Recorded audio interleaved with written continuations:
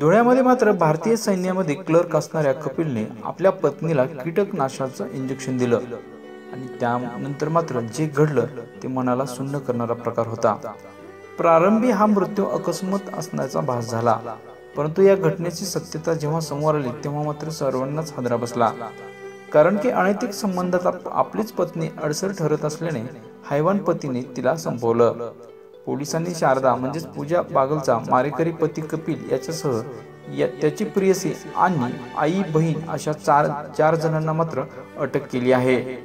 तर कपिलची प्रज्ञा कर्डिले हिच्याशी कॉलेजपासून प्रेमसंबंध होते। तिचा विवाह 2007 मधील एका इसमाशी झाला, मात्र हा विवाह घटस्फोटाच्या उंबरठ्यापर्यंत आला आणि दरम्यान काही वर्षापासून कपिल आणि प्रज्ञा यांच्यामध्ये पुन्हा जवळीकता वाढली। यावरून शारदा आणि कपिलमध्ये सातत्याने वादाची ठिणगी होत असायची। त्यामुळे शारदा हिला कायमस्वरूपी काटा काढण्याचा कपिलने हा भयंकर मार्ग निवडल्याची प्राथमिक माहिती समोर येत आहे।